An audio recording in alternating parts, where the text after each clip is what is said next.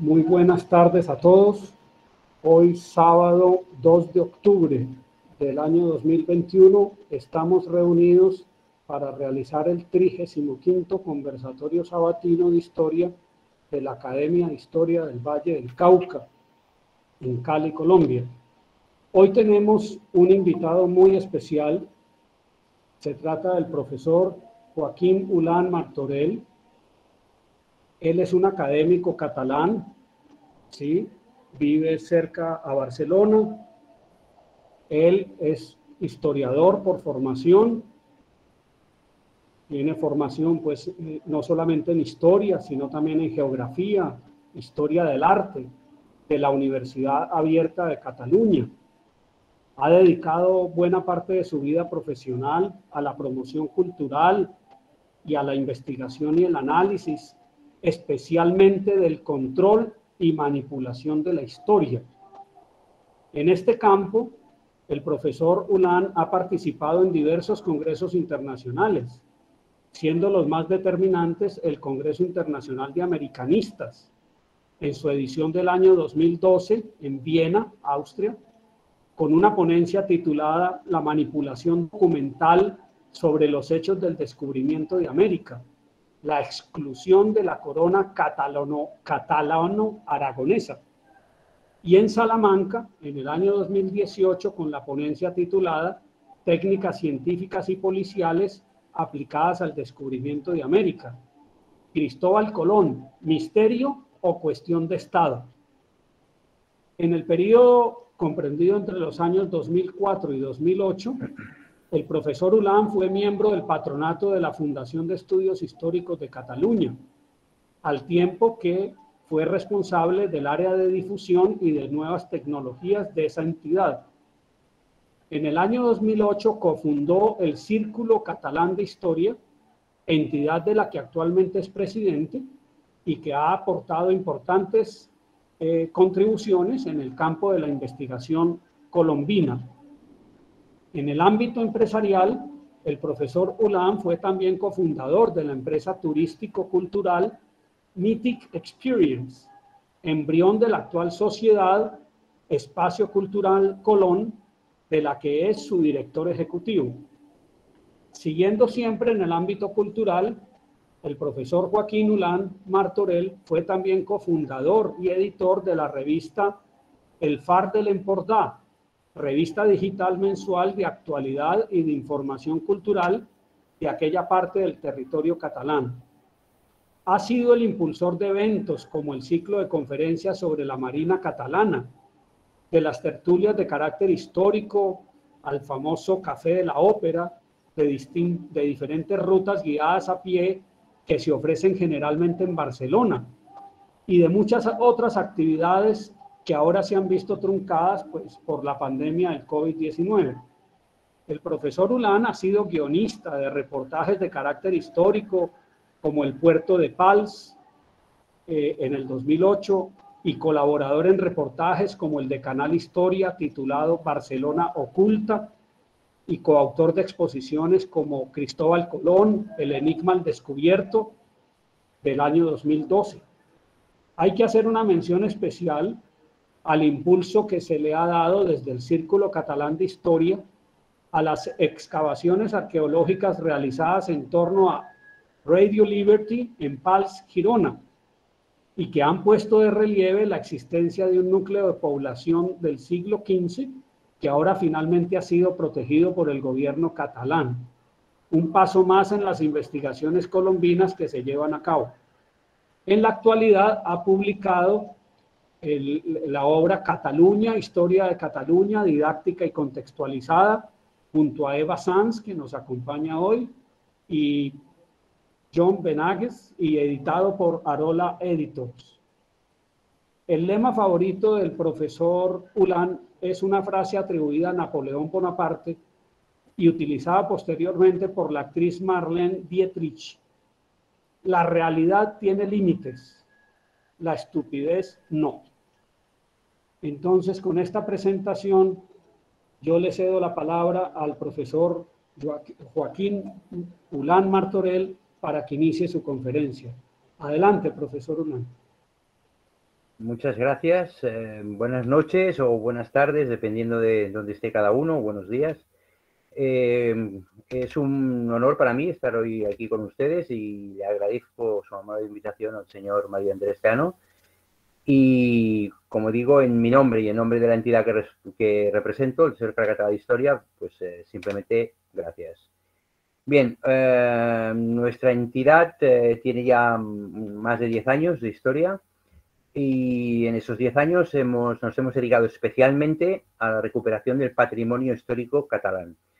Y en aquello que somos, digamos que más expertos, entre comillas, es en la cuestión de descubrimiento de América, Cristóbal Colón y todos los estereotipos que envuelven al personaje y al hecho. Hoy vamos a hablar de Cristóbal Colón y es un tema que siempre en general es muy polémico. Y vamos a intentar hacerlo desde un prisma diferente.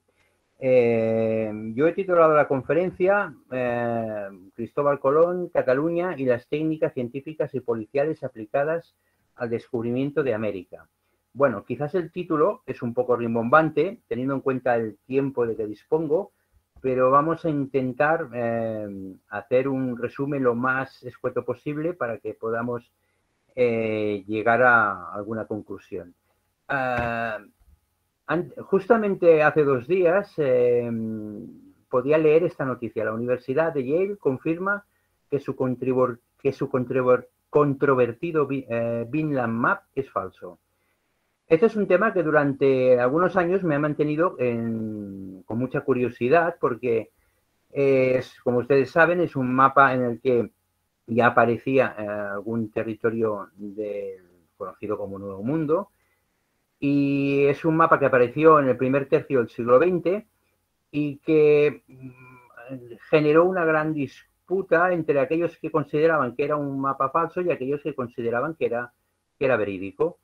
Si en un principio la comunidad internacional se decantó por el hecho de que fuera verídico, de que fuera un mapa real, con los años, con el avance de las técnicas, de la ciencia, etcétera, etcétera, el peso de la balanza fue cambiando hasta ahora, donde la propia Universidad de Yale ha podido confirmar que es un documento absolutamente falso.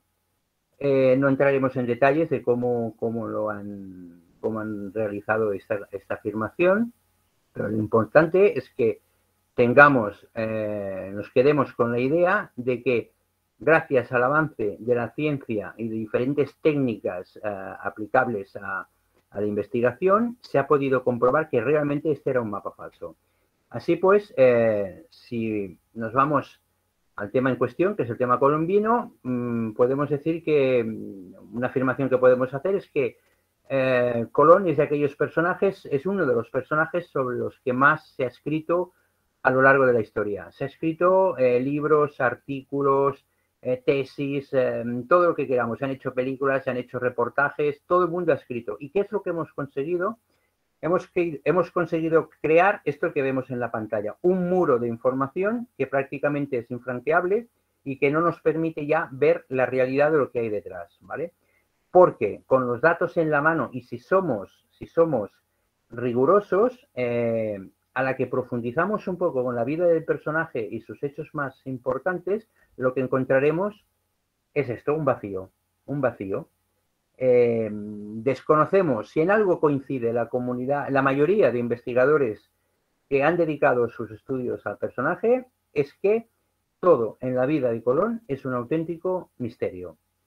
Así que nos hemos de hacer algunas preguntas. Por ejemplo, ¿qué ha fallado?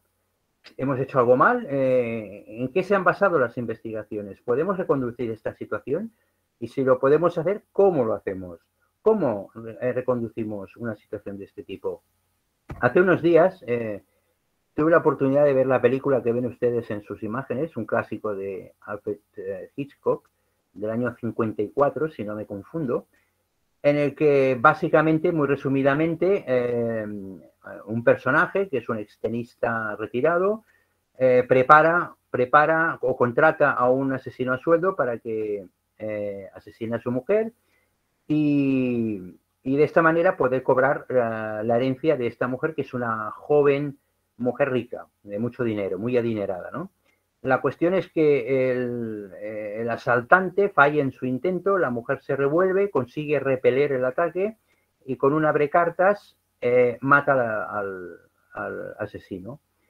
El marido, el esposo, cuando se da cuenta de que ha fallado el crimen, arregla las pruebas para que todo parezca que su mujer ha matado a esta persona porque esta persona la estaba extorsionando para ocultarle al marido que tenía un romance con un tercero. ¿De acuerdo?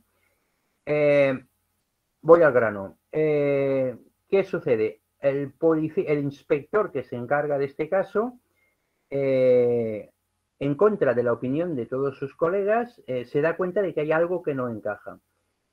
¿Cómo es posible que una persona como el asesino, que una persona que se comprueba que vive sola, no lleve una llave de su apartamento en su bolsillo? Esa nimiedad, ese pequeño detalle, hace que el teniente de policía no quede convencido de la situación, empiece a investigar, se desarrolle toda una trama y al final consiga demostrar que no solamente no era culpable esta mujer, sino que el verdadero culpable era su esposo, que lo que quería era realmente cobrar su herencia.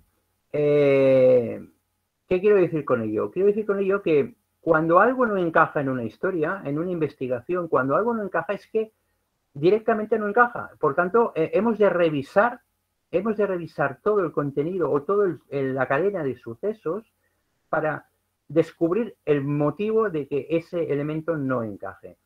Para mí fue un gran descubrimiento este libro que ustedes ven en la pantalla, que ya tiene algunos años, 7 o 8 en concreto. Es un libro de un periodista gallego especializado en historia y que escribió este libro, La invención del pasado, verdad y ficción en la historia de España, donde nos narra cómo ya desde la época altomedieval un hecho habitual era escribir la historia a medida del poderoso. Normalmente la historia se empezó a escribir, como ustedes saben, en las iglesias, en los monasterios. Los monjes eran prácticamente los únicos que eran capaces de escribir, y ellos, en función de sus intereses en su relación con el poder, escribían a favor o en contra de este. Y así es como empezó a forjarse determinados mitos de la historia de España. Y esto, evidentemente, es extrapolable a cualquier otro país, ¿no? Otro libro que yo aprovecho para recomendarles es este libro de Charles Merrill, un autor norteamericano. Pueden ver en la pantalla las dos versiones, la versión que apareció en inglés y la versión que apareció en catalán. No conozco por el momento que haya otra versión. Y recomiendo este libro porque es un resumen muy bien organizado y muy bien redactado de las diferentes teorías que hoy en día defienden una determinada nacionalidad del almirante Cristóbal Colón y poniendo los claroscuros de cada una de ellas y valorando cuál de ellas tiene un peso más determinante y cuál realmente no tiene ningún fundamento. Es un libro muy recomendable porque descubre muchos detalles que a día de hoy pasan muy inadvertidos para muchos investigadores. Otra cosa que también les voy a recomendar, porque hablaremos también en el día de hoy, es este reportaje que publicó en Discovery Channel en el año, creo, si no estoy equivocado, 2004, y que que nos presenta la investigación que en su momento llevó a cabo la Universidad de Granada cuando intentó comparar los restos, el ADN, mejor dicho, el ADN de los restos de Cristóbal Colón, de Diego Colón y de Hernando Colón que reposaban en Sevilla. Los intentó comparar entre ellos y a su vez con personas con el apellido Colón, tanto de Cataluña como de Valencia, de Mallorca y de Génova. Es un reportaje que en todo caso, si ustedes desean, aquí tienen el enlace. De todas maneras, yo se lo puedo enviar también a quien esté interesado, lo encontrarán por internet. En español se tituló El enigma de Cristóbal Colón y en inglés Secrets from the Grave. Lo único que resaltaré de este reportaje es que a día de hoy no se ha publicado en ningún medio científico del mundo de la genética, no se ha publicado ningún artículo que confirme la relación familiar entre esos tres personajes que he podido comentar. La investigación concluyó en el momento en que se determinó que la técnica no era suficientemente avanzada para llegar más lejos y se decidió esperar unos años a que esta tecnología avanzara. Esta tecnología hoy en día parece ser que está disponible y en estos momentos la misma Universidad de Granada está realizando una continuación de aquella investigación y a su vez están comparando estos restos que he citado de los tres miembros de la familia Colón con otros personajes defendidos por diferentes historiadores en los que cada uno de ellos intenta demostrar la teoría que defiende. Le explicaba al principio de la conexión al señor Llano que había en concreto tres teorías portuguesas, una valenciana, una navarra, una gallega, una catalana y una, creo también que judía, y no sé si me olvido de alguna más. De este tema volveremos a hablar seguro en los próximos meses. Bien, para llegar al fondo de una cuestión como la colombina, en donde estamos todos de acuerdo en que prácticamente no sabemos nada de Colón, aunque creamos lo contrario. En el fondo, como he dicho al principio, todo en la vida de Colón es un auténtico misterio. Es necesario que apliquemos ciencia, pero sobre todo también, y muy importante, lógica, porque la lógica es la madre del cordero. Desde el punto de vista formal, todas las ciencias están integradas por conceptos, juicios y razonamientos, los cuales son la parte fundamental del objeto de la lógica. Asimismo, les proporciona a todas las ciencias la teoría para las demostraciones científicas. No se puede hablar de ciencia si ésta no está organizada conforme a las leyes de la lógica. Si uno y uno no son dos, realmente la teoría falla. Lo que no podemos hacer es, si uno y uno nos da tres, forzar el resultado para que nos dé dos, porque estamos haciendo un trabajo incorrecto. Yo normalmente en muchas conferencias y algunas rutas que organizamos básicamente en Barcelona, para centrar un poco al público, empiezo con esta imagen. Normalmente muestro esta imagen del almirante Colón y esta frase que ven ustedes al pie de su imagen. Yo, para intentar acercarnos un poco al personaje, yo siempre le pido al público que viene que intente olvidarse de prejuicios, de estereotipos, de ideas preconcebidas y que intente pensar en el personaje hombre, no en el mito, sino en el hombre que fue, y sobre todo que intente hacer un viaje, cada uno de nosotros hacer un viaje mental al siglo XV, porque no podemos pensar con la mentalidad del siglo XXI y con toda la atmósfera que rodea al siglo XXI. Debemos irnos al siglo XV e intentar entender cómo pensaba aquella gente e intentar entender el contexto de la época, del cual intentaremos hablar hoy. El contexto es fundamental. Sin el contexto no podemos entender la vida de Cristóbal Colón. Entonces, en esta frase que ustedes ven al pie de la imagen, en 1492, el almirante genovés Cristóbal Colón descubre para España un nuevo mundo. ¿De acuerdo? Esta frase, a priori, bueno, parece intrascendente, parece que es una frase que todo el mundo en la escuela pues la ha escuchado alguna vez y la tiene muy clara. Pero vamos a analizarla por partes. El almirante.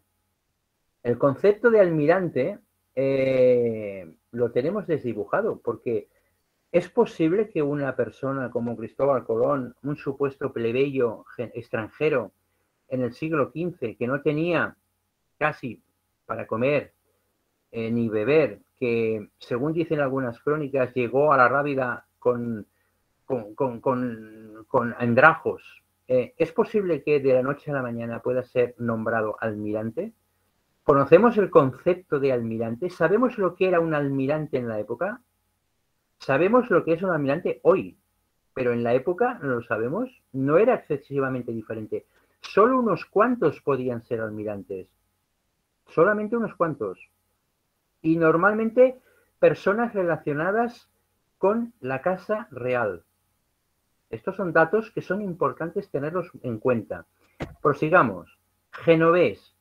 Vamos a ver, a día de hoy nadie, absolutamente nadie ha podido demostrar que Colón fuera genovés. Absolutamente nadie. Y el que diga lo contrario está errando. De hecho, hasta prácticamente hace un siglo, ni los propios genoveses consideraban que Colón fuera genovés. Por tanto, estamos hablando de una falacia. No dejo de escuchar en todas partes que la comunidad internacional da por bueno la genovesidad del almirante. ¿Pero qué significa dar por bueno? Volvemos a lo que decía antes, 1 y 1 son 2, si no, no puedo dar por bueno, ¿es genovés o no es genovés? Porque si no es genovés, tenemos un problema, la historia cambia absolutamente, lo veremos. Sigamos, Cristóbal, este es un dato muy curioso y muy importante. Hemos supuesto que se llamaba Cristóbal. De hecho, el propio Bartolomé de las Casas, cuando escribe sobre la vida del almirante, no nos deja claro ni que se llamara Cristóbal. Esto es un dato que hemos de tener muy en cuenta, porque, como decía al principio, hemos dado por buenos una cantidad de estereotipos o de axiomas que no lo son tanto. Y si el nombre, pensemos que también, recordemos que nunca ha firmado como Cristóbal el almirante, nunca, jamás firmó como Cristóbal. Por tanto, eso es una prueba de que es un elemento que si yo quiero ser una especie de agente de policía que está investigando un caso, tengo que anotar en mi libreta de datos. Y no dar por supuesto que el personaje se llame Cristóbal, aunque me pueda parecer ahora mismo muy sorprendente lo que yo estoy diciendo. Un paso más, Colón, por descontado, en los documentos primigenios, en los primeros documentos que aparecen, su apellido siempre aparece como Colom, que es el apellido catalán, que traducido al castellano quiere decir paloma. Y así es en todos los idiomas, excepto en uno, el castellano.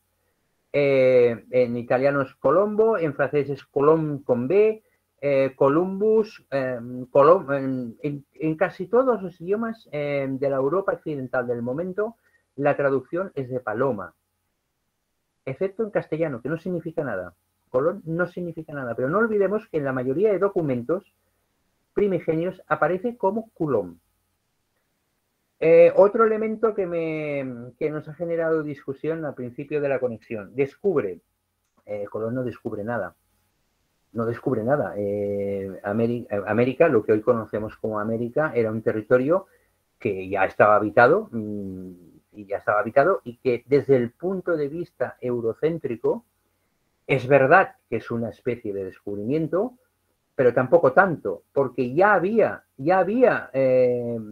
países, ya había personas o digamos que colectivos que conocían América. Simplemente como una referencia me remito, por ejemplo, a la 24 edición de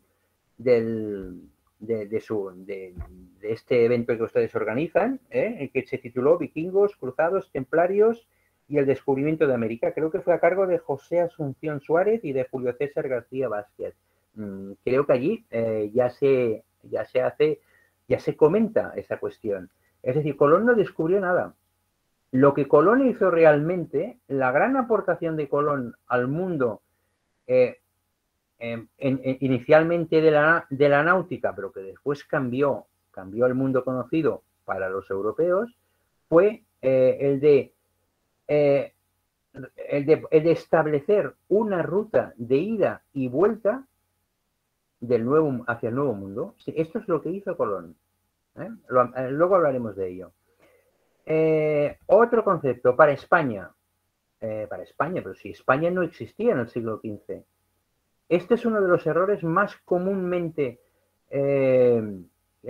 generalizados que hay y que sorprende también cuando se explica. España en el siglo XV no existe. España como concepto político es una invención, digámoslo así, o tiene su nacimiento en el siglo XIX. Siempre explico la curiosidad de que el primer rey que se titula rey de España, el primer rey que se intitula como tal, como rey de España, es Amadeo I de Saboya, siglo XIX. La España del siglo XV es un concepto geográfico, como hoy en día podría ser Escandinavia o podría ser otra península, en la que en su interior cohabitan diferentes reinos, estados, repúblicas, llámenle ustedes como quieran. Pero España en el siglo XV no existe. Por tanto, cuando hablamos de que España descubre América, no es verdad. No es verdad. ¿Quién descubre América? Habría que aclarar qué territorio. O cuando hablamos del descubridor español tal, fulano, o ¿de dónde? Porque español, de acuerdo, entenderemos que nos estamos refiriendo a la península. Pero es que incluso muchos portugueses eran considerados españoles también porque evidentemente era un estado que estaba dentro de la península ibérica, ¿de acuerdo? Concepto muy importante esto. Hemos confundido España con monarquía hispánica, que no tiene nada que ver una cosa con la otra. Y finalmente, en relación con lo de descubre, un nuevo mundo. Hombre, un nuevo mundo no, era un mundo que existía, pero que era desconocido para la gran mayoría. Pero el nuevo mundo como tal tenía una historia tan larga como la europea, la asiática o la que ustedes quieran, y además rica en culturas y rica en todo lo que podamos esperar. Por tanto, resumiendo, como podemos ver, de una simple frase que parece no tener ninguna posibilidad de discusión, al final resulta que la hemos discutido prácticamente toda, excepto el año. La hemos discutido prácticamente toda. Por tanto, lo que tenemos que plantearnos es cómo hemos realizado las investigaciones a día de hoy sobre Cristóbal Colón. Y sobre todo lo que tiene que ver con él. Yo les invito, por ejemplo, a que hagamos un ejercicio de observación, ¿vale? Volvamos a hacer un poco de repaso alrededor de algunos datos fundamentales del personaje, por ejemplo, los que listo en este resumen, en esta pantalla. Veamos, por ejemplo, la biografía. La biografía de Colón nos llega básicamente por dos personas. Evidentemente sobre Colón ha escrito todo el mundo, pero su biografía nos llega básicamente por dos personas, Fray Bartolomé de las Casas y Hernando Colón, su hijo. Pero fijémonos bien. Repito, tengamos mentalidad de policía. Bartolomé de las Casas, en noviembre de 1559, firmó una última voluntad con el fin de asegurarse de que su manuscrito no saliera del monasterio hasta pasados al menos 40 años de su muerte. El 21 de septiembre del 56, 3 años antes, Felipe II había dictado una real cédula y el 21 de septiembre del 58 una pragmática que prohibían editar libros que tratasen de la historia americana sin licencia y sin pasar por la censura. Así, tras la muerte de las Casas, el 3 de noviembre de 1571, mandó tomar el manuscrito por medio de orden real y llevado a Madrid fue depositado bajo la custodia del censor del Consejo de Indias. El otro personaje, Fernando Colón o Hernando Colón, el hijo del almirante, escribió una biografía de su padre. El manuscrito se encontraba entre los documentos familiares de la famosa Biblioteca Colombina. Este manuscrito ha desaparecido. Actualmente basamos la historia y la biografía del almirante en dos versiones posteriores que se admite adulteradas. No perdamos esto de vista. Restos mortales. Bueno, el tema de los restos mortales hay para hacer una conferencia, pero vamos a resumirlo en una simple pantalla para no aburrir a la audiencia. Primero fue llevado al convento de las Cuevas, en Sevilla. Luego fue trasladado por la virreina María de Toledo, junto con los restos de su hijo Diego, a la Española en 1540, cuando fue terminada la catedral y enterrado en la capilla mayor al lado del Evangelio. Durante la ocupación francesa de la isla, los restos fueron llevados a Cuba, y cuando Cuba logró la independencia de la administración hispánica, los restos mortales volvieron a la península. Aquí dicen que fue enterrado en la capilla de la Catedral de Sevilla. Ni los cronistas locales, ni aquellos que siguieron la comitiva de los reyes durante el año 1506, por ejemplo, Zurita no es un historiador cualquiera, se hacen eco de la muerte de Colón. Ninguno de ellos. Los descendientes del descubridor no fueron... otra cuestión. Los descendientes del descubridor no fueron los propietarios de la supuesta casa donde dicen que murió hasta el último tercio del siglo XVIII o principios del XIX. Sí, esto lo he resumido demasiado. La casa que existe en Valladolid, que hoy en día es una casa museo, se dice que es la casa donde murió Colón. Pues desde principios del siglo XX está demostrado que esa casa nunca perteneció a la familia Colón. Por tanto, también quédese con este detalle. Ni los cronistas de la época que seguían a los reyes reflejaron ninguna muerte de Colón en Valladolid, ni siquiera la casa que se supone donde murió era propiedad de ningún Colón. Pasó a ser propiedad de un descendiente de Colón en el siglo XVIII. Iconografía. A finales del siglo XIX hubo un investigador llamado Juan Pérez de Guzmán que hizo una recopilación muy extensa sobre el personaje, sostenido por las memorias de los conservadores de los museos imperiales de Viena, de San Petersburgo, de Florencia, de Nápoles y de Londres, que gozaban de retratos. La investigación laboriosa fue entregada a la Junta del cuarto centenario del descubrimiento de América con la promesa por parte de esta de una edición conmemorativa. La edición no salió nunca a la luz. La investigación desapareció y nunca fue devuelta a su autor. Hemos visto en aquella famosa frase que les he mostrado, hemos visto la imagen de Cristóbal Colón. Hay que decir que no se conoce ninguna imagen real de Cristóbal Colón. Cualquier imagen que hoy podamos encontrar por internet o por cualquier otro medio es una recreación, lo que se dice, romántica del personaje. No existe una imagen real en la que podamos identificar al almirante. Y esto también es muy trascendente, porque si la tuviéramos, seguramente nos daríamos cuenta de muchos detalles. La edad, su tipo de vestimenta, si lleva algún tipo de insignias, etcétera, etcétera. ¿De acuerdo? Pues también quedémonos con este detalle. No existe una imagen conocida del almirante. El armorial. Es muy curioso el tema del armorial. A la vuelta de Colón, en Barcelona, estando en Barcelona, los reyes, una de las cosas que hacen, aparte de reconocerle las capitulaciones de Santa Fe, que es el contrato, es el documento contractual que liga a la Casa Real con Colón, le amplían su escudo heráldico. Eso es una cosa muy curiosa, porque un plebeyo extranjero no podía tener ningún escudo heráldico.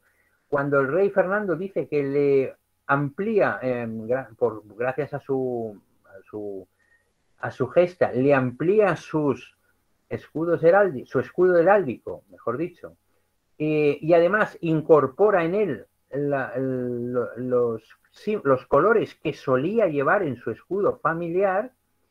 ¿De qué estamos hablando entonces? ¿De quién estamos hablando? ¿Estamos hablando de un plebeyo, de un lanero? Quizá no. También quiero hacer notar una cosa.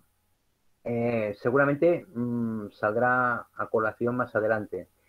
En el momento que los reyes católicos hacen esto, en Barcelona se están celebrando cortes. Son las cortes catalanas de 1493, que empiezan el 3 de mayo y terminan en diciembre. Justo durante esas cortes es cuando a Colón se le ratifican las capitulaciones de Santa Fe. Pregunta, ¿por qué hay que ratificar un contrato? Y segundo, se le amplía su escudo heráldico. En todo caso, hablaremos de ello. Testamentos, una cosa muy importante. Antes de partir hacia su último viaje a las Indias, el almirante Colón hizo un testamento, tal y como solían hacer todos los navegantes. En el año 1502, esto lo hizo en el 1502, y el documento original desapareció en el siglo XVI. Poco tiempo antes de morir, en 1506, el almirante Colón hizo un codicilio en que se ratificaba el testamento anterior y el mayorazgo. Este codicilio se ha perdido y tan solo se conservan unas copias. El testamento original y definitivo de 1502 ha sido sustituido por otro de apócrifo, la institución del mayorazgo de 1498, fechado en Sevilla. Y decimos que es falso porque así fue considerado durante los pleitos colombinos. Sin embargo, es el que sirve de base para los cronistas. Démonos cuenta de todo esto. Podemos confirmar que es falso porque además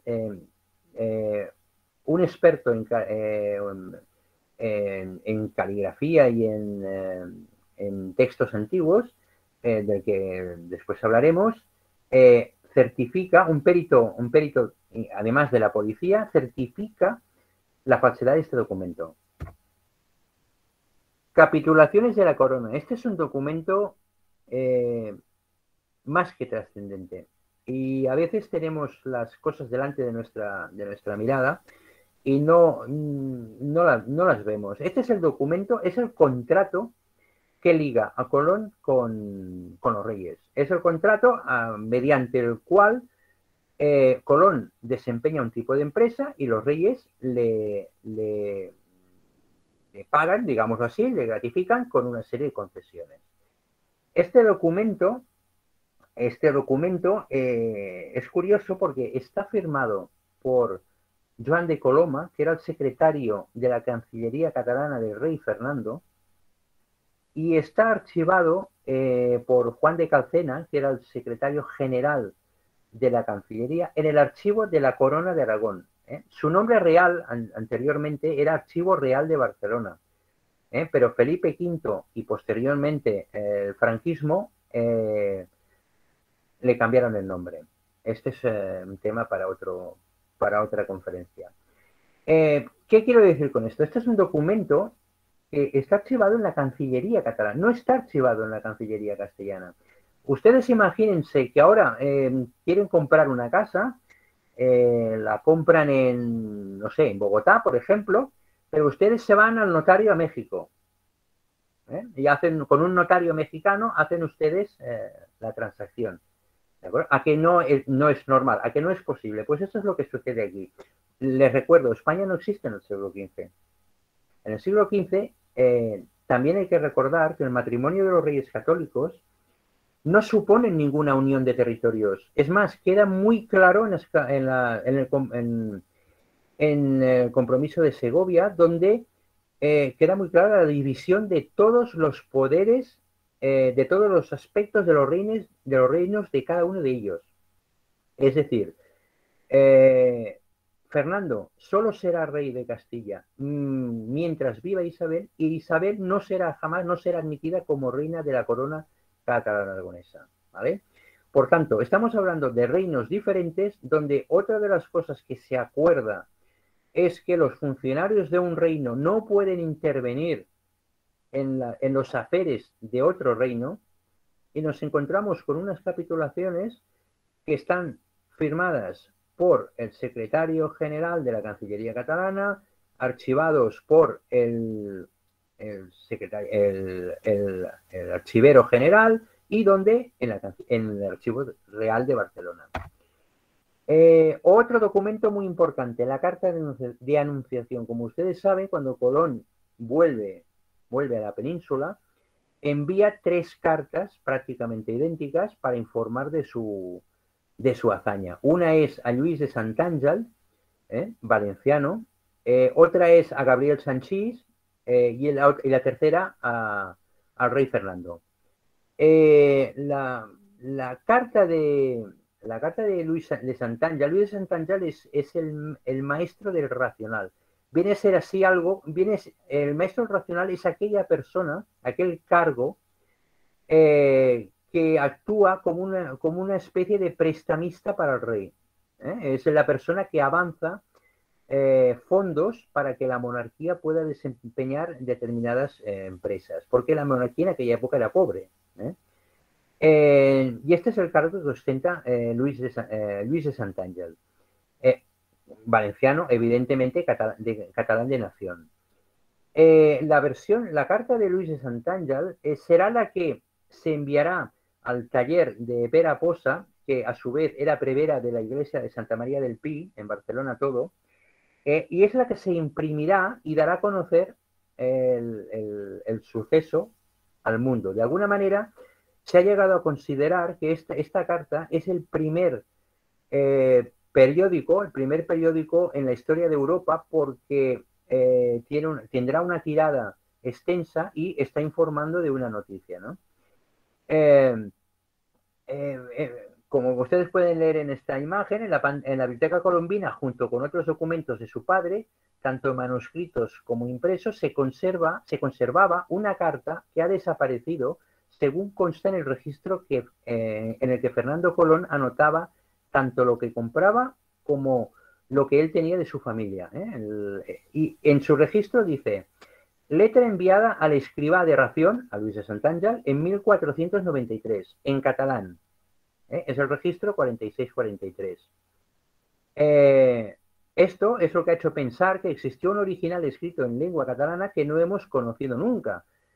Testigo avalado por otra versión alemana publicada en Estrasburgo en 1497, en el que consta haberse hecho un original en catalán.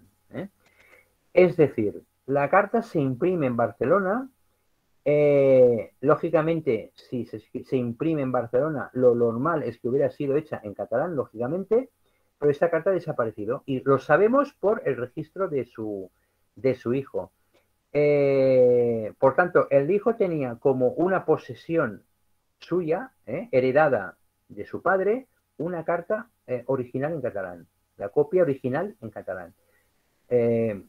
Alguna precisión, normalmente el almirante, y no solo el almirante, sino cualquier personaje importante, normalmente cuando escribían una carta o un documento, se guardaban una copia, enviaban una versión y se quedaban una copia original. Como podemos ver, la carta de denunciación del Nuevo Mundo desaparece el original y solo nos consta la versión en castellano. A partir de aquí se harán diferentes copias. Y también es importante precisar que la versión que irá al secretario de la Cancillería catalana, a Sanchís, es la versión que viajará posteriormente a Italia, que será traducida por otro catalán, Leandre Cuscó, y que llegará a las manos del Papa, Alejandro VI, para que éste en su momento pueda emitir las bullas papales que conceden a los reyes católicos el derecho a evangelizar el Nuevo Mundo. Detalle no menor: el Papa en aquel momento era catalán. Alejandro VI era un papa, era Alejandro Borja, valenciano, de nación catalana. Esto es un detalle que no es menor. Como decía, Luis de Santàngel, valenciano, después de vivir en Mallorca, se establece finalmente en Barcelona, en una casa de la calle del Call de Sant Domènec, es un barrio, propiedad de Guillem Colom. Aquí empieza a aparecer la familia Colom de Barcelona.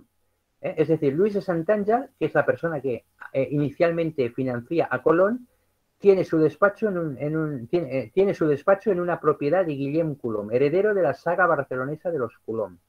Un hermano suyo tiene como socios en Mallorca los hijos de Gabriel Vallseca, autor del mapa que posteriormente perteneció a Américo Vespucho.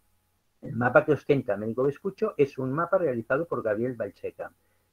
Otro hermano, Balserá, se casa con la hija de la familia Pardo, que son otros financiadores, emparentada también con los Colom Bertran. Gabriel Sanchís, el secretario, tesorero y hombre de confianza del rey Fernando II, es amigo y protector de Colón, de Colón Cristóbal. Aún en 1493, Sanchís era albacea de Pere Bertran y Margarit, responsable militar de la segunda expedición de Colón y primo de los hermanos Colom Bertran. Como ustedes verán, yo no sé si voy demasiado rápido, pero como ustedes verán, empezamos a encontrar a una familia, los Colom de Barcelona, totalmente ligados a los personajes centrales de la historia del descubrimiento, que a su vez están ligados evidentemente con Cristóbal Colón. Leandra Cuscó, camarero del Papa Alejandro VI, antes de que éste obtuviese el papado, y hermano de Dionís Cuscó, aposentador mayor de Fernando II. Según Freixas y Llobet, este era primo de Gabriel Sanchís. Es decir, estamos empezando a ver un entramado de administración catalana en toda esta relación de los primeros hechos americanos. Diario de navegación. ¿Qué ocurre con el diario de navegación? El almirante Colón anotó la ruta de la navegación en un libro de navegación. Es lo que hacían generalmente la mayoría de navegantes. El original lo llevó a Barcelona cuando se entrevistó con los Reyes Católicos, a quien se lo entregó para que hicieran una copia mientras él preparaba el segundo viaje de exploración a las Indias. Este original ha desaparecido. Nosotros conocemos la versión hecha por Bartolomé de las Casas de los documentos que tuvo al alcance por medio de su hijo Diego, cuando éste se encontraba residiendo en el convento de los dominicos de dicha ciudad antillana. Pero como hemos dicho anteriormente, esta versión de la obra de las Casas está censurada. Por tanto, el libro de a bordo que tenemos no es original de Colón. Es una versión muy posterior, de más de 50 años, realizada por Bartolomé de las Casas, y que, como hemos visto, es tomada por Felipe II y pasada por la censura real. Testimonio de su estancia en Barcelona. Esto también es una cuestión muy curiosa. Los testimonios documentales de dicha estancia, de su llegada a Barcelona, cuando volvió del primer viaje, fueron puestos en duda y desatendidos hasta hace poco tiempo, de hecho hasta el siglo XX. A pesar de que siempre existió una tradición oral catalana, hasta que Romeo de Armas, un investigador canario, de la Real Academia Española, dio a la luz una serie de documentos guardados en el archivo de Simancas que hacían referencia al dicho viaje a la ciudad condal. Es decir, se admite el retorno de Colón a Barcelona en el siglo XX.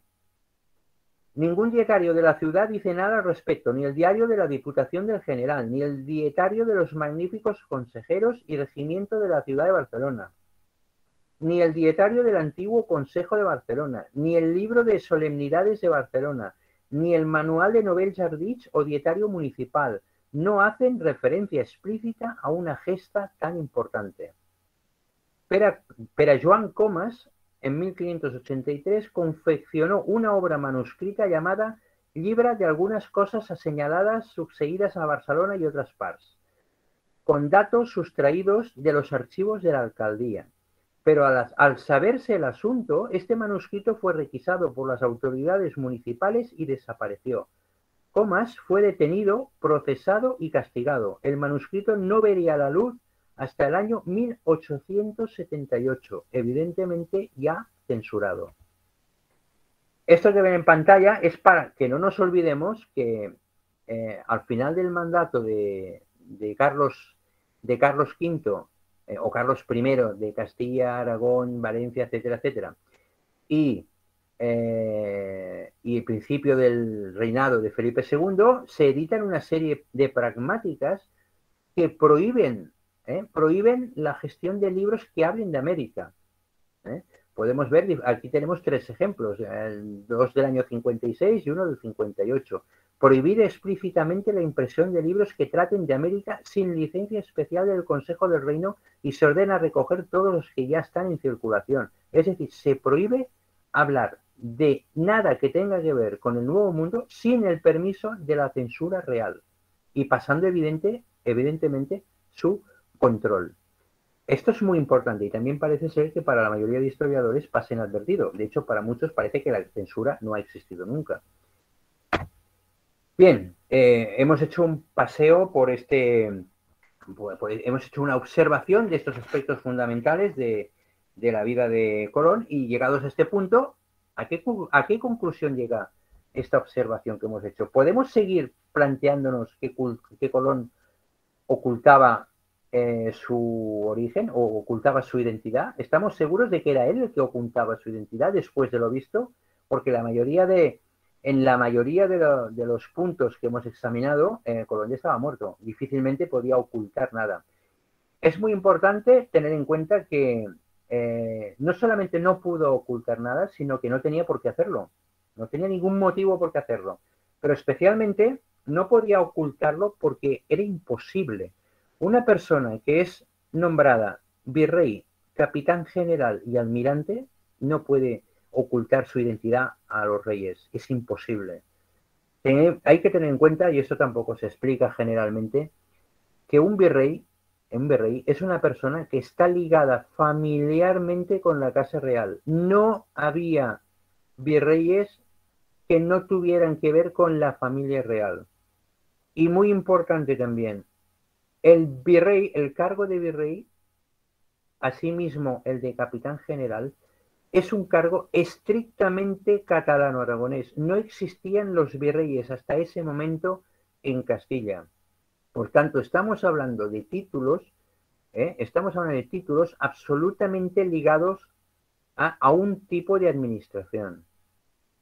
Y digo virrey y digo capitán general. Podría extenderme también con la cuestión del almirantazgo, pero es un tema muy farragoso y que evidentemente me llevaría bastante tiempo para explicar por qué también el título de virrey estaría ligado a la corona catalano-aragonesa. Así pues, vamos a analizarlo desde otro punto de vista. Vamos a utilizar a personas de diferentes campos de la ciencia que nos puedan dar una visión un poco más ajustada de lo que podría ser la realidad. Por ejemplo, aquí tenemos un experto en perfiles psicológicos, el doctor Harold Burstein de la Facultad de Medicina de Harvard, y que aparece en el reportaje que les he recomendado en la parte inicial de este reportaje. Él nos dice, para que alguien oculte su identidad debe estar motivado por el miedo de algo o por sentirse avergonzado de algo o motivado por el deseo de algo que quiere conseguir. Este no es el caso de Colón, puesto que jamás ocultó a su familia y mantuvo cerca a sus hermanos a lo largo de su vida. Si hubiera pertenecido a una familia genovesa pobre y quisiera simplemente olvidarlo, es más probable que no hubiera querido tener cerca a sus hermanos tras adquirir poder. Normalmente en esas circunstancias se va dejando atrás las personas que se consideran de clase inferior. Esto que una vez leído parece absolutamente de una lógica supina, pues parece que no ha sido entendido por muchos investigadores. ¿Ustedes se imaginan a una persona que está al lado de sus hijos y de sus hermanos y que estos no sepan de dónde es originario su padre? A veces parece incluso como una broma, ¿no? Continuemos con el perfil. Jesús Delgado. Jesús Delgado es la persona a la que yo me refería cuando decía que ha podido demostrar de manera científica que la versión conocida del testamento de Colón es falsa. Bien, Jesús Delgado es grafólogo forense y profesor de grafología forense e investigación de la Universidad de Girona. Tras un estudio grafológico nos afirma que por su cultura, su forma de pensar y actuar, Colón no podía haber sido en su origen un simple marinero de la época.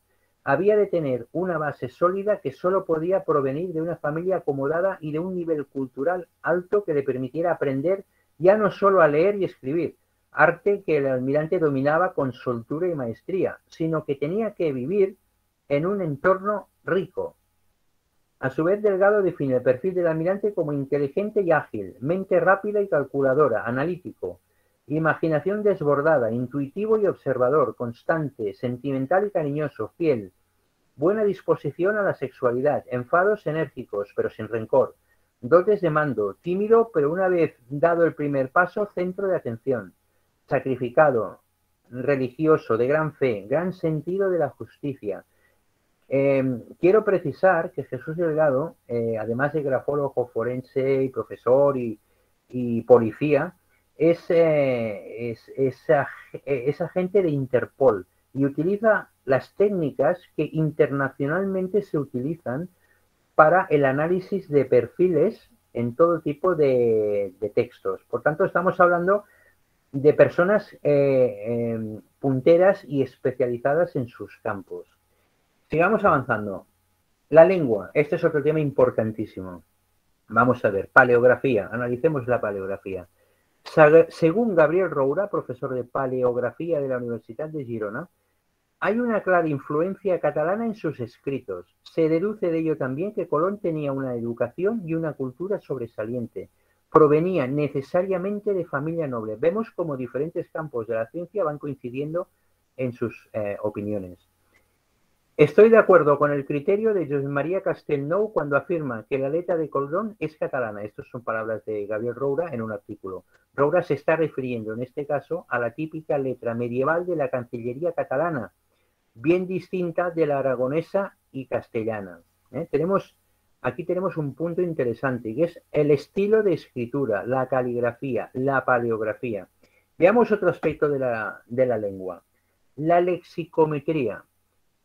Luis Izaguirre y Maura, director del Laboratorio de Tecnologías Lingüísticas y profesor de la Universidad Pompeu Fabra, en un estudio presentado en el Simposio Internacional Colombí sobre la lengua materna de Cristóforo Colom en Ibiza 2006, concluye, y este profesor también aparece en el susodicho reportaje, concluye en considerar probado que el catalán era la lengua materna de Colón mientras no se demuestre que otra lengua pudiera explicar mejor las interferencias de base fonológica que se manifiestan en los escritos autógrafos colombinos de autoría no contestada. Es decir, que analizando la manera de expresarse, la utilización de las palabras, etcétera, etcétera, Izaguirre concluye que el idioma madre de aquel personaje era el catalán, aunque estuviera escribiendo en castellano. ¿Qué otro aspecto nos quedaría? La caligrafía o paleografía, la lexicometría, la grafología. La grafología. Analizar la grafología de los documentos.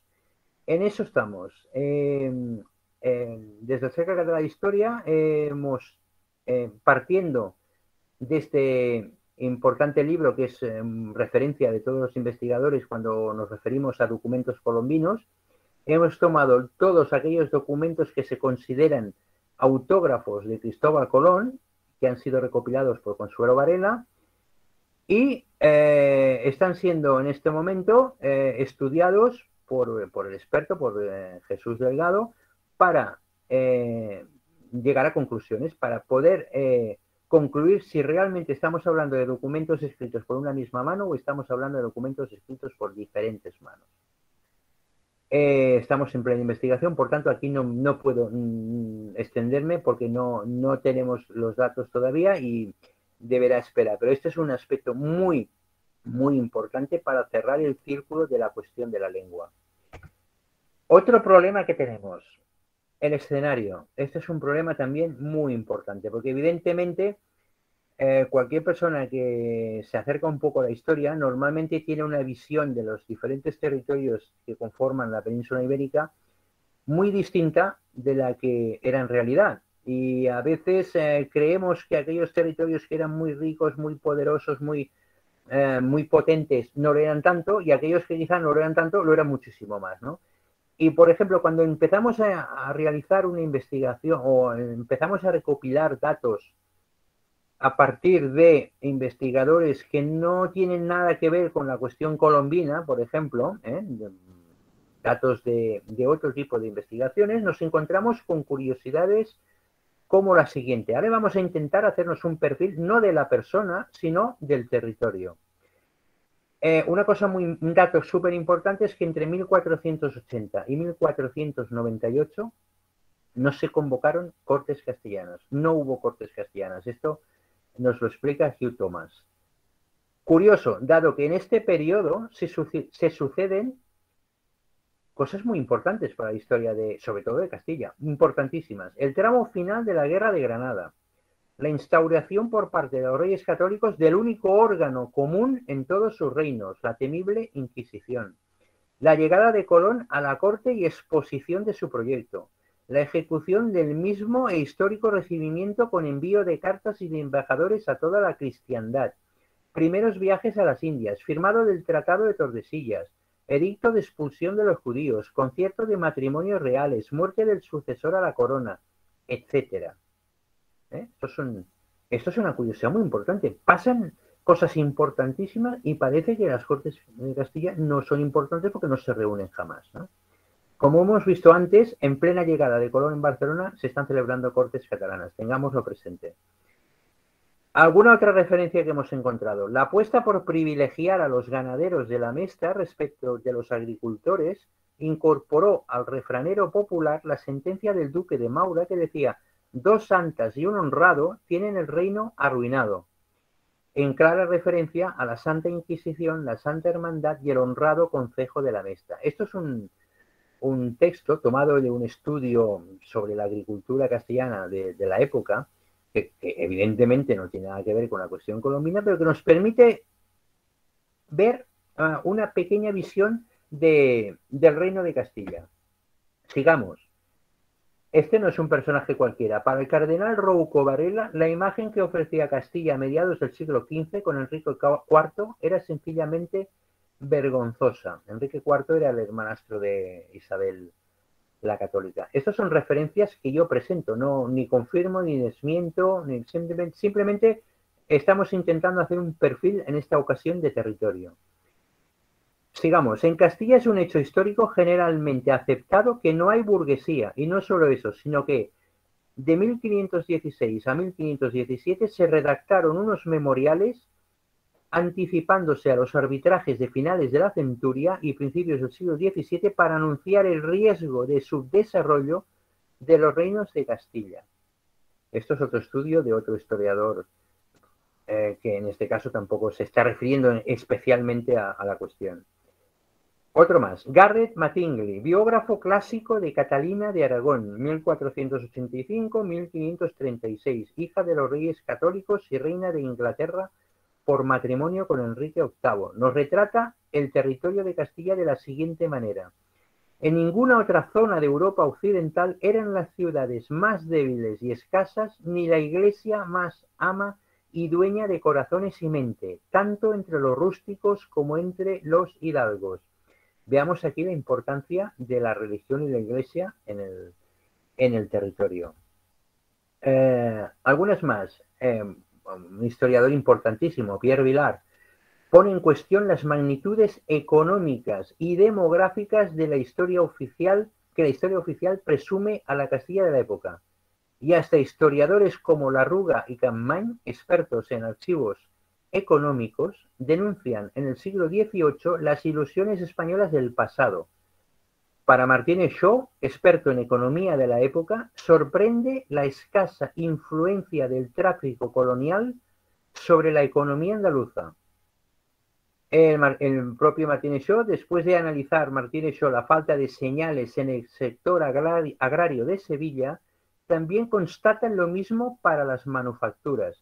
El caso más paradigmático es la ausencia de una industria naval digna para las necesidades creadas por la navegación atlántica.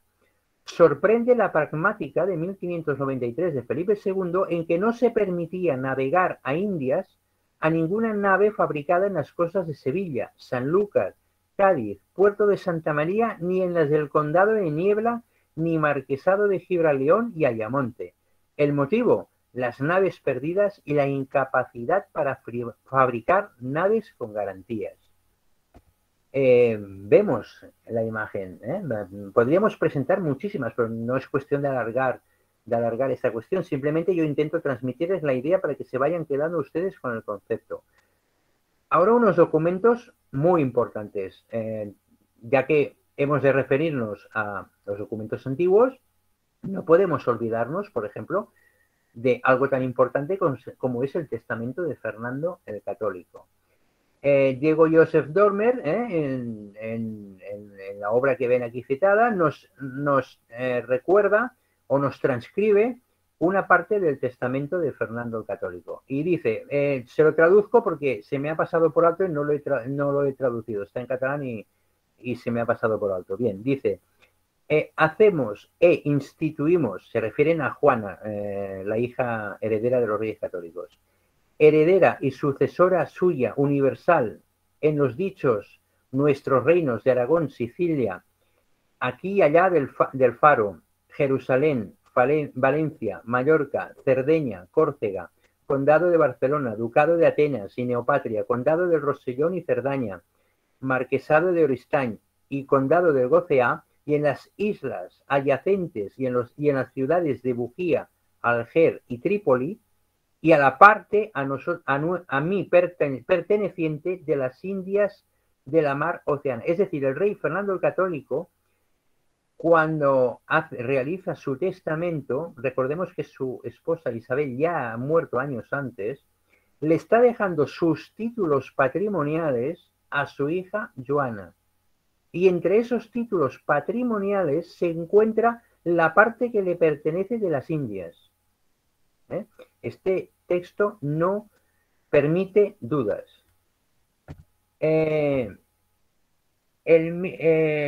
Tenemos también, en 1528 se celebran unas Cortes Generales de la Corona de Aragón en Monzón. La Corona de Aragón, para los que no lo sepan, era lo que hoy llamaríamos una confederación de estados. Eran una serie de estados independientes, digámoslo así, que tenían el mismo, digamos, compartían corona, ¿de acuerdo? Cada uno de ellos tenía sus leyes, sus normas, sus gobiernos, sus cortes, etcétera, etcétera, pero cuando se organizaban unas cortes generales de los diferentes reinos, normalmente se realizaban en Monzón, que es una localidad limítrofe entre Cataluña y Aragón, ¿vale? Este es un tema, el tema de la denominación de Corona de Aragón es un tema que también requeriría para una conferencia entera, porque se ha intentado diluir Cataluña dentro de algo que se llama Aragón cuando no tiene nada que ver. Y en cuanto a potencia y fuerza, es incomparable. Veamos, las pruebas que los catalanes son expedicionarios con el almirante Colón en el descubrimiento de América son absolutas y abrumadoras. En los anales de la Corona de Aragón de Diego Joseph Dormer, de 1697, encontramos unas súplicas hechas en 1528, en estas cortes que yo decía, en las cortes aragonesas de la ciudad de Monzón, al emperador Carlos V, estamos en época de Carlos V, donde se le reclama que los oficios y beneficios de los reinos de la Corona de Aragón se han de dar a naturales y no extranjeros, y donde de manera muy clara se recuerda cómo la Granada y las Indias pertenecientes a la Corona de Aragón lo eran. Nos dice lo siguiente, es decir, situémonos, cuando se realizaban unas cortes, normalmente el rey lo primero que hacía era atender a las quejas que se habían acumulado desde las anteriores cortes hasta ese momento. Los nobles o la nobleza, el clero o quien fuera presentaba una serie de reclamaciones y el rey daba unas concesiones. Y posteriormente venía cuando el rey pedía dinero para sus batallas, etcétera, etcétera. Bien, pues en una de esas quejas, las cortes le están protestando al rey que se están otorgando cargos a extranjeros cuando eso estaba prohibido por las constituciones.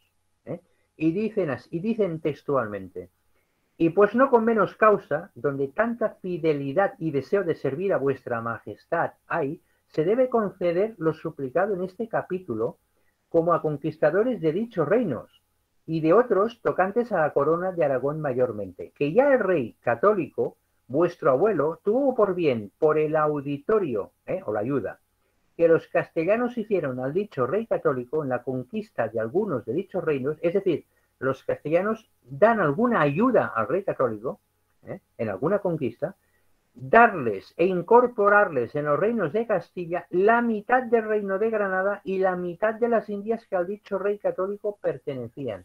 Si el anterior texto no era poca cosa, este ya es clamoroso. Veamos otros documentos. También se guarda en el Archivo Real el documento fechado en Tortosa, en Cataluña, una aprobación de Cataluña, al sur, el 4 de febrero de 1496, por el que sabemos que la segunda expedición al Nuevo Mundo, ya no la primera, la segunda, fue sufragada también durante los meses de noviembre y diciembre de 1493 con 166.000 sueldos barceloneses. Los aportaron conjuntamente los secretarios del rey Jaume Ferrer y Joan de Coloma, los mercaderes de Barcelona Pere Soler y Joan Serra, los ciudadanos barceloneses Galcerá Carles y Pere y Miser,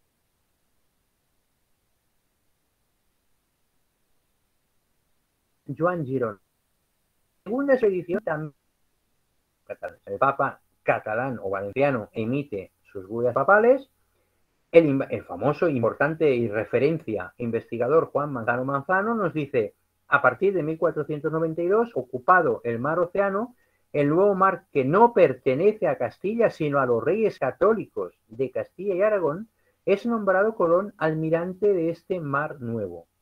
De haber pertenecido el mar Océano por virtud de los pactos de 1479 a Castilla, habría sido necesario acumular su almirantazgo al de los Enríquez.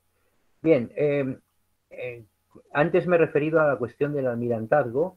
Es complejo, no me voy a extender, pero más o menos ustedes ya pueden intuir por dónde van los tiros con este texto, ¿de acuerdo? Arqueología. Hemos analizado documentos, textos. También nos dedicamos a la arqueología, a la geología, a la arquitectura, etcétera, etcétera. Nuevos datos nos acercan cada vez más a comprender que el puerto de partida de Colón en el primer viaje bien pudiera ser un puerto catalán como es el de Pals. Este es un tema muy controvertido y bien, si los anteriores dan para una conferencia, este da para 3. No me extenderé. Se están realizando estudios arqueológicos, geológicos, arquitectónicos, etcétera, en Pals. Pals es un pueblo que está en la costa de Gerona, prácticamente en la desembocadura del río Ter, y que justamente es la traducción catalana de Palos. Quédense con este detalle. En Pals, en la línea de demostrar que este fue el puerto de salida de la primera expedición colombina. Por otro lado, el investigador Toni Saura, con un exhaustivo trabajo con la arquitectura y el paisajismo como máximo exponente, demostró que el grabado que representa a Palos en la portada del libro de Antonio de Herrera, Historia de los Hechos de los Castellanos, era realmente, sin lugar a dudas, Pals.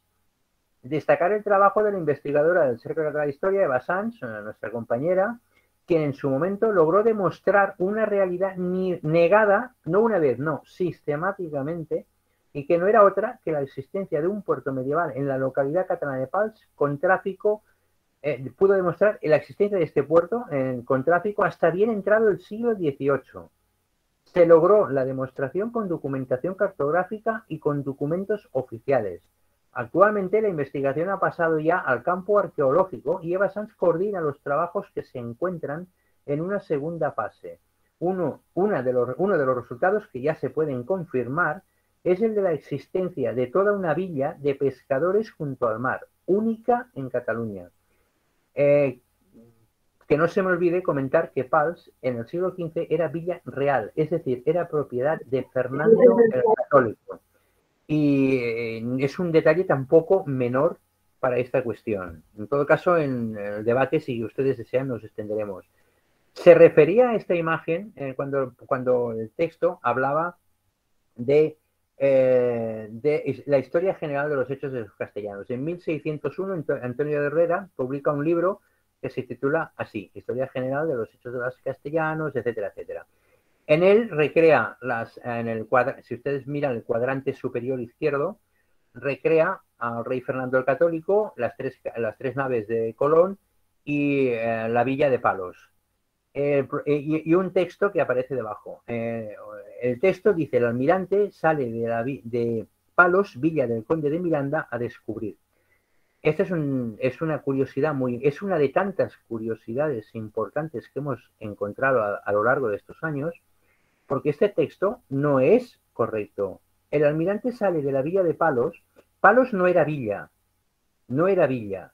Esto es una definición importante. No era villa. Tampoco era del conde de Miranda. Palos de la Frontera pertenecía al conde de Niebla. El título de conde de Miranda pertenecía a Enrique de Aragón, el conde de Ampurias. Enrique de Aragón era el primo de Fernando el Católico, virrey en aquel momento del Principado de Cataluña y un personaje trascendente en la historia de Cataluña. Y además, para acabar de redondear la cuestión, el dibujo que ustedes ven en este grabado nada tiene que ver con Palos de la Frontera. Cualquier persona que conozca Palos de la Frontera verá rápidamente que no tiene ningún parecido ni por casualidad. Y en cambio tiene todo el parecido posible con el pueblo ampurdanés de Pals, el pueblo que yo les estoy explicando. Como ustedes pueden comprender, yo les estoy haciendo un resumen muy resumido. Evidentemente, detrás de toda esta arquitectura en la teoría de Pals hay mucho contenido. Espero que sepan entender un poco la cuestión del resumen. Más detalles. En el año 79, acabada la Guerra Civil Catalana que enfrentó al gobierno catalán, a la Generalitat de Cataluña contra el rey, que era Juan II en aquel momento, padre de Fernando, los consejeros de la ciudad de Barcelona envían una carta al príncipe en aquel momento, Fernando, futuro Fernando Católico, en la que se están quejando de un ataque corsario que ha robado un barco, etcétera, etcétera, ¿no? Y entre ellos, además de otros personajes, nombra a Vicente Anes Pinzón de la Vila de Pals. Este es un documento que ha generado una polémica, como ustedes pueden imaginar, muy grande, pero que el documento existe, aquí está. Por tanto, si el documento existe, hay que presentarlo. Más datos curiosos. Investigación paisajística, arquitectónica y todo lo que ustedes quieran. Aquí tienen dos imágenes de un mismo personaje. Son dos cuadros de uno de los hermanos Pinzón. Me van a perdonar porque nunca recuerdo si es Vicente o es Martín. La cuestión es que es uno de los dos hermanos Pinzón. Veamos. Tenemos dos interpretaciones distintas. En un lado vemos al susodicho navegante con un paisaje de fondo, básicamente náutico, marítimo, y en el otro tenemos parece ser lo que vemos, una iglesia o una especie de construcciones a sus espaldas. La imagen de la izquierda se dice que está pintada en vida del personaje. Y la imagen de la derecha es una pintura de mediados del siglo XX. Esta pintura de la derecha, de mediados del siglo XX, lo que tenemos detrás es la iglesia de San Jorge de Palos de la Frontera. Como digo, es una pintura del siglo XX, no me sirve para nada.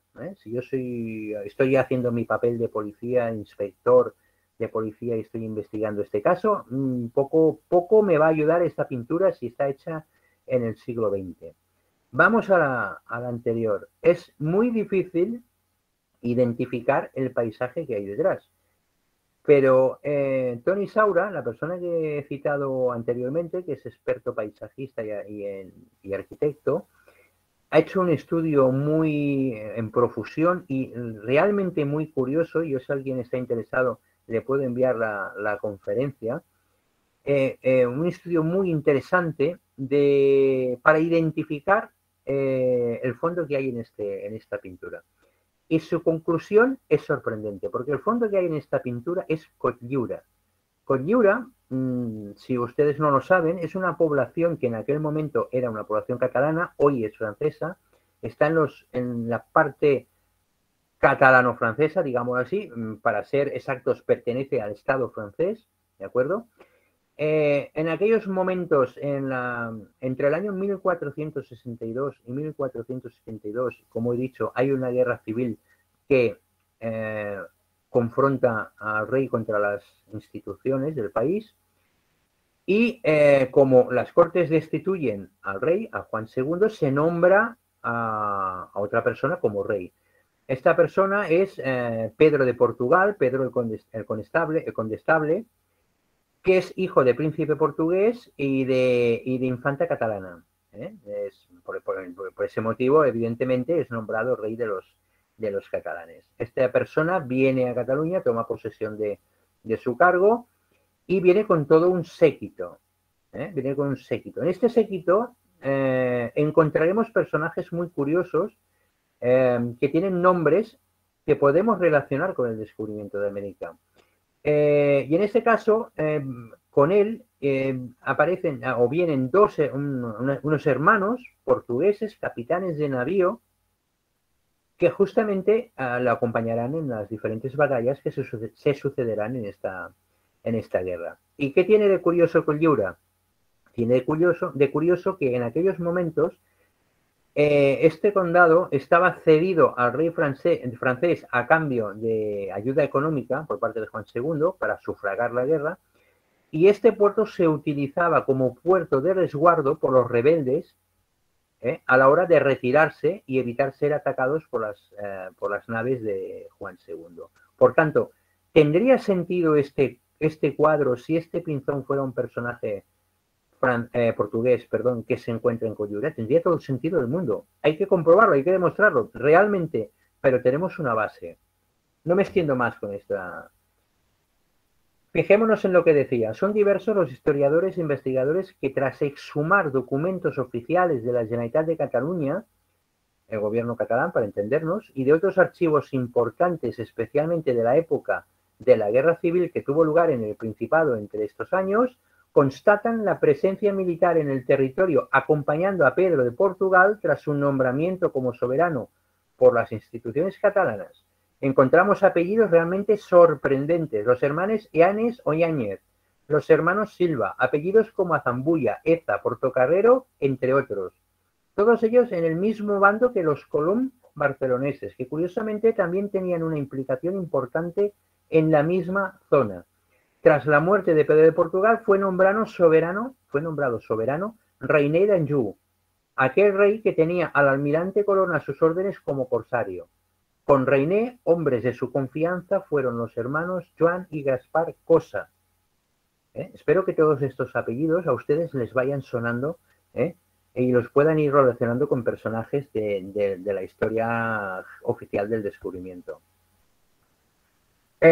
Una última aportación a este respecto es interesante, es la aportación de Concepción Villanueva y Germán Navarro Espinac en su artículo Los Yáñez, comerciantes portugueses en Valencia durante la imposición del derecho portugués.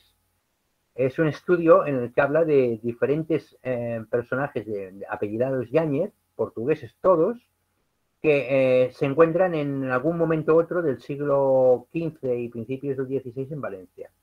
Nos dice, en un momento dado nos dice, en otros casos se cita como navegantes a personajes como Juan Yáñez de Oporto, piloto de nao, 1479. Asimismo, Vicente y Martín Yáñez conducían sendas carabelas que atracaron en dicho fondeadero venidos desde Setúbal y de Viana, respectivamente. Cabría mencionar aquí a Vicente Yáñez Pinzón, el primer navegante europeo que llegó a Brasil por la desembocadura del río Amazonas, por si tuvo que ver algo con los Yáñez de Valencia. Es decir, este historiador o este investigador ya percibe alguna cosa extraña. Pero no, yo entiendo que no se atreve a profundizar en la cuestión. Pero evidentemente está viendo que aquí hay un Vicente y un Martín Yáñez portugueses, capitanes de nao, que no le pasan inadvertidos. Y por eso, sin entrar más en la cuestión, se pregunta, lo deja para, no sé si para un futuro, se pregunta si tendrán algo que ver con aquellos pescadores de un pueblecito de Palos que tenían el mismo nombre. Veamos, repasemos algunas otras curiosidades. También podemos analizar no solamente documentos escritos, podemos analizar grabados, pinturas, muchas muestras que nos han quedado y que a veces las tenemos delante de nuestros ojos y no somos capaces de percibirlas. En este caso, ustedes están viendo una fotografía de un tapiz. Esta fotografía está realizada por mí mismo. Es un tapiz que se encuentra en los Reales Alcázares de Sevilla, y que recrea la salida de Colón hacia mar abierto. Es un tapiz muy grande, es un tapiz, debe ser de unos 6 metros por 6, más o menos, es un enorme tapiz. Lo curioso de este tapiz, por el cual pasan cada día centenares de personas, es la simbología de las banderas que llevan estas dos naves. No llevan banderas castellanas o símbolos de cualquier territorio. No. A la izquierda llevan, ustedes pueden ver, lo he ampliado en los dos óvalos que ven en las partes superiores. porque la fotografía no es demasiado buena, piensen que la tuve que realizar a escondidas porque no estaba permitido fotografiar. La bandera de la izquierda, para los que la desconozcan, es la bandera actualmente de Cataluña. En aquella época era obviamente el señal heráldico de los condes de Barcelona y reyes de Aragón. Y la bandera que tienen ustedes a su derecha es la bandera representativa en aquel momento de Cataluña, que es la bandera de San Jorge o San Jordi, como le llamamos aquí. Esto es un tapiz que está en los Reales Alcázares de Sevilla. Aquí pueden ver aún más ampliada, mejorada la fotografía, la bandera de la Cruz de San Jordi. No confundirla con la genovesa, es la misma bandera, evidentemente, pero estamos hablando en este caso de señales absolutamente catalano-aragoneses, ¿de acuerdo? Veamos otras pinturas conocidas que nos han pasado por alto. Aquí tenemos una pintura, la conquista de México, representación de la llegada de Cortés a Veracruz. A todo el mundo le puede pasar desapercibidos los colores de las banderas que ustedes ven aquí. A mí no me puede pasar desapercibido porque si somos conscientes de que España no existía y de que la bandera española es del siglo XIX, ¿qué son estos amarillos y rojos que vemos en estas imágenes? Seguro que banderas españolas no lo son. Estarán de acuerdo conmigo que banderas españolas no lo son. Lo que son, me ahorraré mi opinión, pero sé lo que no son. Avancemos. Representación de la conquista de Tenochtitlán. Mismo caso. Exactamente mismo caso. Caso también muy, muy potente. Escudo heráldica de Hernán Cortés. Vamos a ver. ¿Desde cuándo, yo invito a cualquiera de ustedes, desde cuándo un pastor de un lugar rural de la Castilla profunda, digámoslo así, de la época, desde cuándo puede llevar este señor el escudo heráldico de los condes de Barcelona y reyes de Aragón en el centro de su escudo? ¿Desde qué momento? ¿Cuándo puede suceder? Esto es imposible, es absolutamente inviable. ¿Por qué sucede esto? Esto es otra, evidentemente es otra conferencia. Como ustedes ven, de aquí se podrían derivar 30 conferencias, pero no vamos a entrar en ello. Pero yo como mínimo, quiero que fijen su atención en la heráldica de Hernán Cortés. Además, vestimenta militar, no se ve bien esta imagen, pero bastón de mando. Vamos a ver, este es un pastor de un territorio rural, lo dejo a su criterio. Fijémonos en el detalle, en su teórica ciudad natal, en Extremadura, hay un monumento dedicado a él, dedicado a Hernán Cortés. Fíjense ustedes en el detalle. Alguna cosa no debería funcionar bien cuando en el escudo heráldico se han olvidado precisamente de la parte más importante, que es de reflejar justamente ese escudo heráldico que yo les estoy indicando. Los 4 palos de los condes de Barcelona y reyes de Aragón. Significativo, ¿verdad? El olvido. Más pinturas. Colón luchando contra Francisco de Porras. Este es un grabado de Theodore de Bry, un grabador flamenco que plasma de esta manera en el siglo XVI uno de los encontronazos que hubo entre facciones al llegar a América. Fijémonos otra vez en la coloración y fijémonos que estas banderas no son precisamente castellanas. Otro grabado de Theodore de Bry, Americae. Esto es de una obra que dedicó precisamente a América, se llamó así, Americae, siglo XVI. Y en este cuadro nos está representando un barco español en el Nuevo Mundo. Como ustedes pueden comprobar, repetimos otra vez la misma cuestión. La bandera que hay en el palo mayor, no confundirla, repito, con la española. No confundirla. No existía en el siglo XV o XVI. La bandera española es del siglo XIX. Sala de las batallas, el Escorial. Si uno se pasea por el Escorial, como hicimos nosotros, porque somos de la opinión de que los lugares hay que visitarlos, no hay que mirarlos, si es posible, claro, no hay que mirarlos en fotografía, sino que hay que visitarlos, porque siempre se descubre algo. En esta sala, esta famosa sala de las batallas, lo que nos encontraremos es una serie de pinturas que recrean escenas de batallas históricas de la historia de España, de esa España que no existía en el siglo XV. Pues lo que uno puede apreciar, incluso con 1 metro de distancia, porque ustedes podrán ver que hay una cinta que separa la pared del alcance del observador.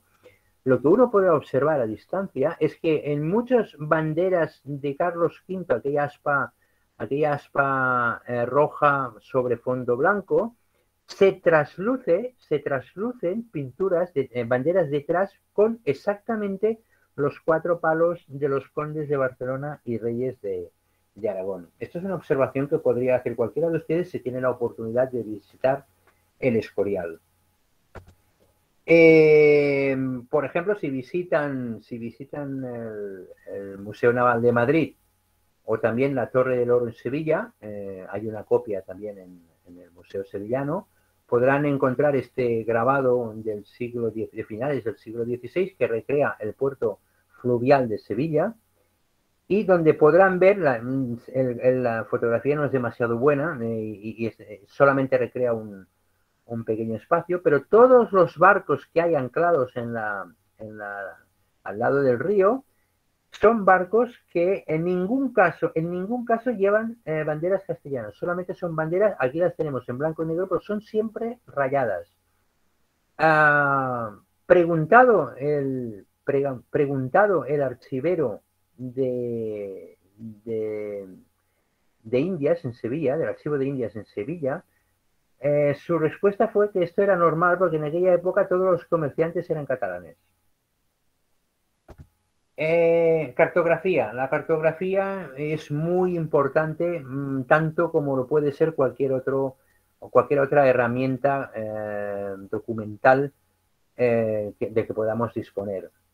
En este caso les estoy mostrando un detalle de un planisferio portugués de Domingos Teixeira, de la saga de los Teixeira portugueses, cartógrafos, de 1573, en el que se recrea el mundo conocido hasta el momento. Fijémonos que las costas norteamericanas no están bien trazadas, no están completas, y bueno, es lo que este portugués dibujó en su momento, justo antes, unos años antes de que Felipe II ocupara también el reino portugués.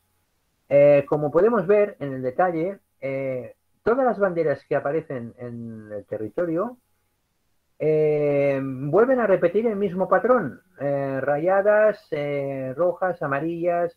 Podemos discutir el porqué de si unas son en diagonal, si hay 5, eso lo podríamos discutir, habría debate para un buen rato. Lo que no podemos discutir es lo que no son estas banderas, no podemos discutirlo. Este planisferio está en la Biblioteca Nacional de Francia y no es precisamente el único documento en cuestión de mapas que encontraremos. Si uno viaja por archivos de Europa, lo que va a encontrar normalmente son este tipo de escudos y este tipo de señales heráldicos en América.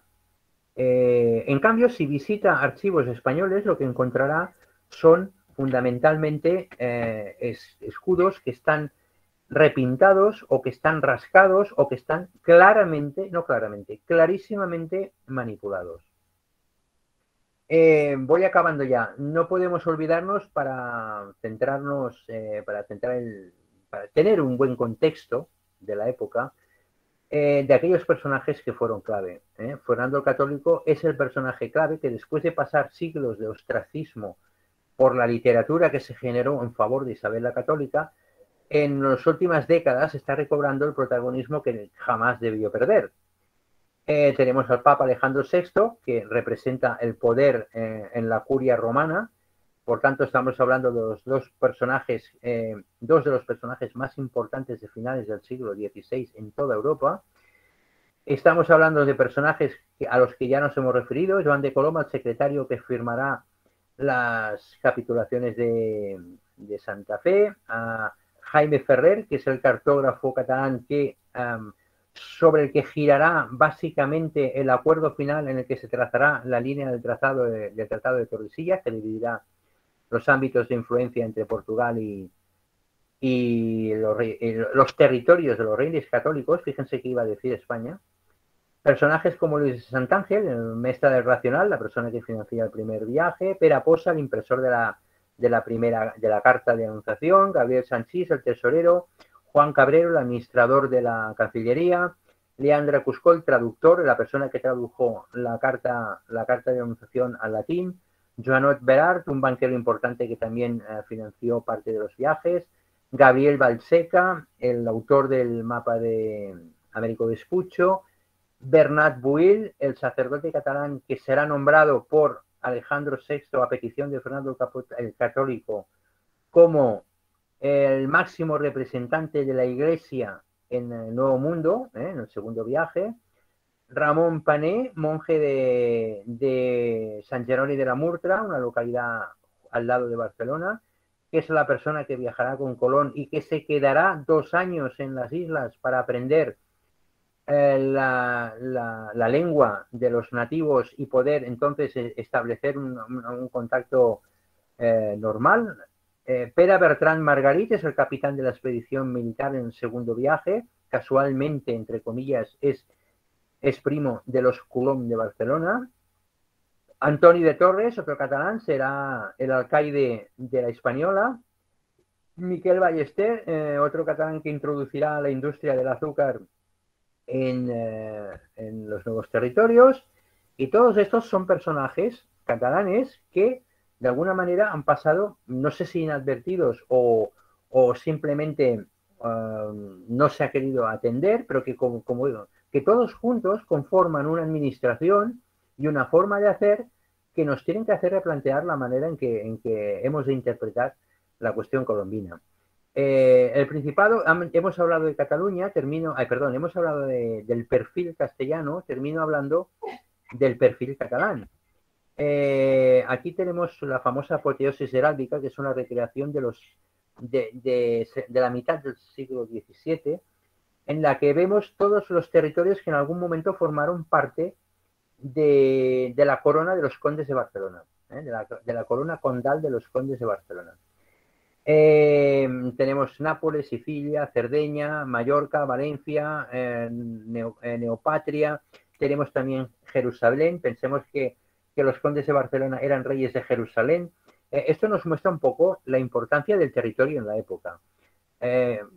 Es admitido por diferentes historiadores también de diferentes épocas. Charles de la Roncière ya hacía referencia a que la primera vez que Francia libraba alguna guerra marítima tenía contra ella la potencia naval más temible. Estamos hablando de la batalla, por ejemplo, en este caso recrea la imagen, la batalla de Rosas de 1285. La escuela también nos explica que la escuela catalana de cartografía fue básica para los grandes descubrimientos, así los del periodo de África como los del Nuevo Mundo. Y podemos también leer en los anales de Cataluña del siglo XVI como la referencia en cómo se cita por ser la nación catalana la primera que plantó en aquel Nuevo Mundo el gloriosísimo estandarte de la fe. Fijémonos que no todo se ha perdido, no toda la documentación se ha perdido. Este era el ámbito de navegación de los territorios catalano-aragoneses hasta, bueno, en algún momento, sobre todo especialmente a finales del siglo XV. ¿Cuál es una de las claves para entender el viaje a América? Hemos de tener en cuenta que en 1453 cae el Imperio Romano de Oriente, Constantinopla, cae y el avance de los turcos bloquea la mayoría de líneas comerciales que en especial la corona catalanonesa tiene con Oriente a través de la Mediterránea. Este avance provoca, pues eso, lo que digo, que estos negocios de familias importantes quedan truncados. Estamos hablando del 53. Pensemos que en el 62 empieza la guerra civil, del 62 al 72. Y a partir de aquí, el país se tiene que reorganizar. Y una de las grandes, gestas de Fernando el Católico es recomponer económicamente el territorio. ¿Y cómo se hace esto? Hay que volver a recuperar estas líneas comerciales. Sí, ¿cómo lo hacemos? Porque si por el este no podemos avanzar por culpa de los turcos y por el sur tampoco por el avance del expansionista portugués, ¿cómo se hace esta expansión? Solo hay una solución: por occidente, atravesando el Atlántico. A partir de aquí es cuando empezaremos a entender el contexto del viaje de Colón hacia América, que no es otro que el de ir abriendo camino para llegar a Oriente, atravesando unas tierras que ya eran conocidas. En estas imágenes que ustedes ven, estoy reflejando, por ejemplo, los famosos consulados de mar, que es una invención catalana del siglo XIII, que se prolongó hasta el siglo XVII, y que son la base de todo el dominio catalán de la Mediterránea de la época.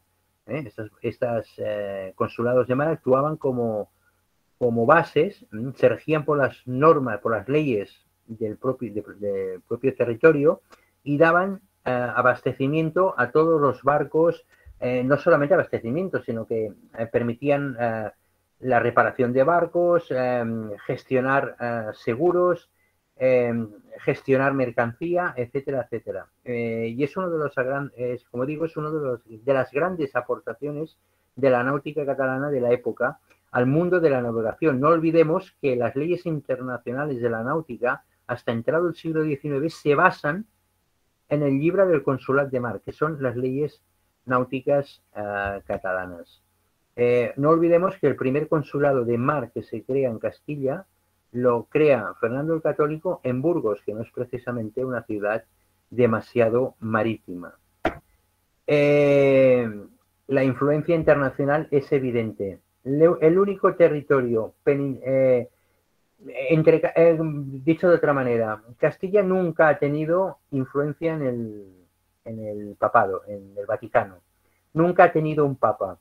La corona catalano-aragonesa, justamente los tres que tiene son justamente en el siglo XV. Son Benedicto XIII, a principios del siglo XV, Calixto III, el primer papa Borgia, y Alejandro VI, precisamente el papa del descubrimiento. En el caso de Calixto III, nos decía lo siguiente: ciertamente es grande la gloria de la nación catalana en nuestros días. El papa, catalán; el rey de Aragón y Sicilia, catalán; el vicecanciller, catalán; el capitán de la iglesia, catalán; y catalán el general de la orden menor de los franciscanos. Tanto llegó a ser, tan grande llegó a ser el poder catalán en el Vaticano, que los mismos italianos llegaron a quejarse, a protestar, y se supone que a asesinar a Alejandro VI en 1503 para de alguna manera volver a recuperar el control del Vaticano. No nos olvidemos de Fernando II y Carlos I, el emperador. Estos dos personajes, además de reyes de Castilla, de Aragón, condes, etcétera, etcétera, etcétera, además eran condes de Barcelona. Y Carlos I, de hecho, abdicó en nombre de su hijo Felipe II de todos sus títulos, excepto del de conde de Barcelona. Bien, les agradezco su atención. Sé que me he dado un montón de datos, seguramente me he alargado mucho y seguramente no se habrá comprendido todo en su justa dimensión, pero espero que se hayan podido quedar especialmente con los conceptos más importantes, y que, bueno, si quieren debatir y polemizar, estoy a su disposición para ello.